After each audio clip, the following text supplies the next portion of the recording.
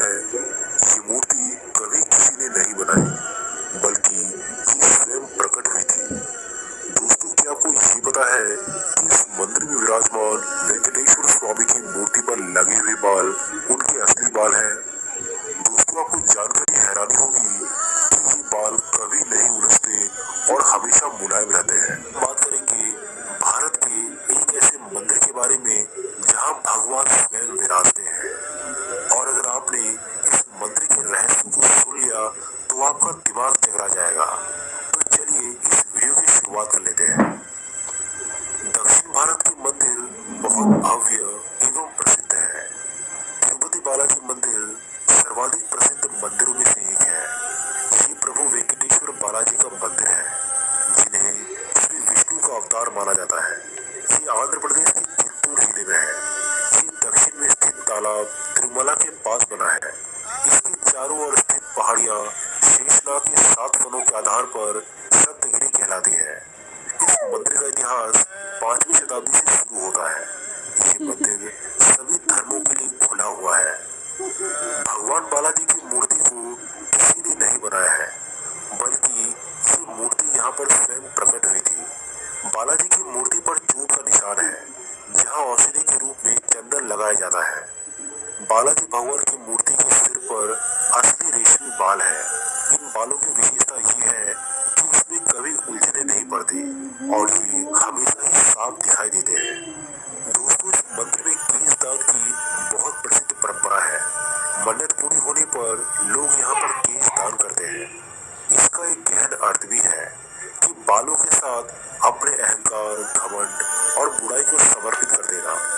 लगभग 20,000 लोग रोज यहाँ पर केश दान करते हैं। मंदिर की प्रतिमा को ध्यान से सुना जाए तो इसके भीतर से समुद्री लहरों की आवाजें आती है।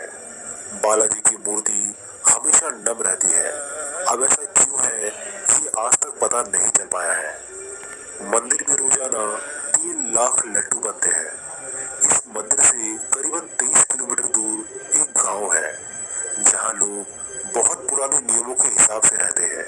उसी गांव से लाए गए फूल, फल, घी, मक्खन आदि मंदिर में चढ़ाए जाते हैं। उस गांव का किसी को पता नहीं है और न ही किसी बाहरी व्यक्ति को वहां जाने की आज्ञा है। भगवान बालाजी के हृदय पर माँ लक्ष्मी विराजमान रहती है। माता यहाँ पर रहती है, ये तब पता चलता है जब हर गुरुवार को बालाजी का पूरा श्रृंगार उतार कर उन्हें स्नान करवाकर चंदन का लेप लगाया जाता है। जब चंदन का लेप हटाया जाता है तो हृदय पर लगे चंदन में देवी लक्ष्मी की छवि उभर आती है। दोस्तों, आपको जानकर ये हैरानी होगी कि यहाँ पर गर्भगृह में एक दीपक बिना घी और तेल के हजारों सालों से जल रहा है। अब ये कैसे होता है, इसका कारण का पता आज तक नहीं चल पाया। पचाई कपूरम को किसी साधारण प्रतिमा पर लगाने से वो पत्थर धीरे धीरे चटक जाता है, लेकिन वेंकटेश्वर भगवान का चमत्कार ही है कि पचाई कपूरम को वेंकटेश्वर प्रतिमा पर चढ़ाने पर प्रतिमा पर इसका कोई असर नहीं होता है।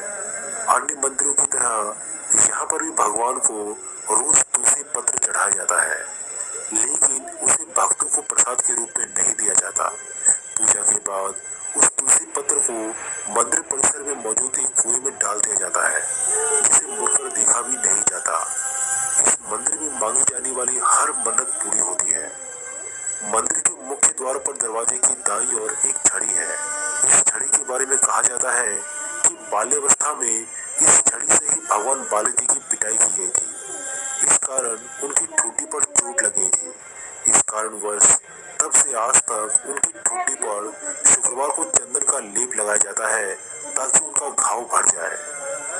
जब आप भगवान बालाजी के गर्भगृह में जाकर देखेंगे तो पाएंगे कि मूर्ति गर्भगृह के मध्य में स्थित है।